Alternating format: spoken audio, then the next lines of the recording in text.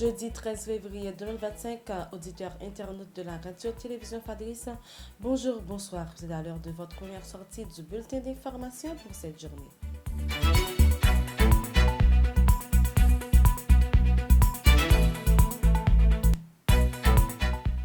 Le Conseil des ministres, hier mercredi, a procédé à la signature d'un arrêté nommant plusieurs directeurs généraux à la tête d'organismes autonomes et déconcentrés. Selon la liste consultée, Serge Collin a été nommé directeur général de FAES, Ronald Basile, l'ONA, Hugues Prévilon à la tête du CONATEL, Villerson Garnier à l'OFATMA, Sterling Civil dirigera le FNE, Réginald Guignave a affecté à l'OFNAC, Yves du Carmel prendra les rênes de l'AAN.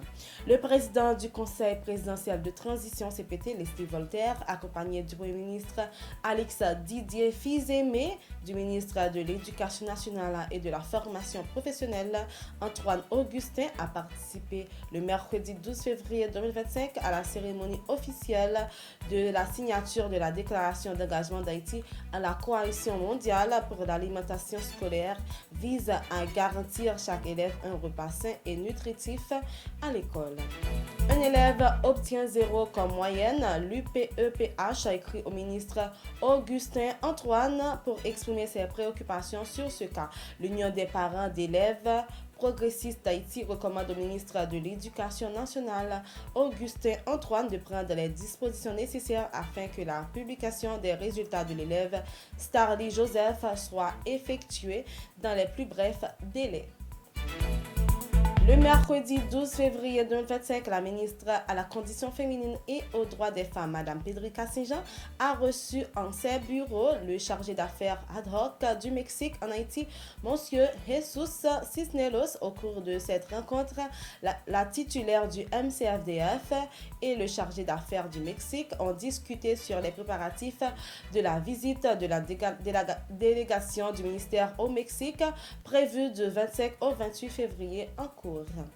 Les responsables du regroupement des enseignants pour la défense et la réforme du système éducatif haïtien ont annoncé en conférence de presse le mercredi 12 février que la grève générale entamée par les enseignants depuis le début du mois de janvier est maintenue sur toute l'étendue du territoire national. Les syndicalistes du Redressèche disent s'inscrivent dans cette démarche en raison de la non-satisfaction des revendications des grévistes. Sur le plan international,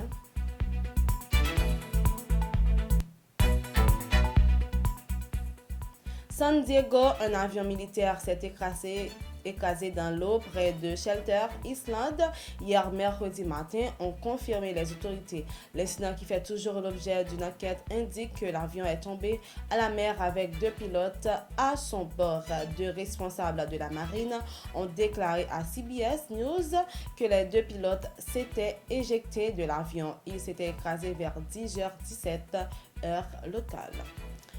Antoine Roy Passeral reste de sa vie en prison après avoir été reconnu coupable du meurtre de son ex-petite amie Jasmine Domba en mars 2018. Ce crime sordide, marqué par une extrême violence, a choqué l'Arizona et mis en lumière une tragédie aux conséquences irréparables.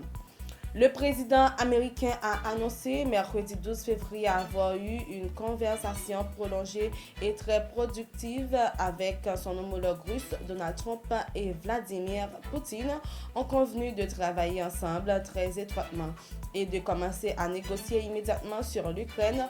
Le Kremlin confirme vouloir une solution de long terme sur le conflit ukrainien via des pourparlers de paix. Les 2 présidents ont prévu de se rencontrer une première fois en Arabie Saoudite. Auditeurs, internautes, c'est la fin de votre bulletin d'information. Merci de l'avoir suivi. C'était avec vous Vanessa Seguin.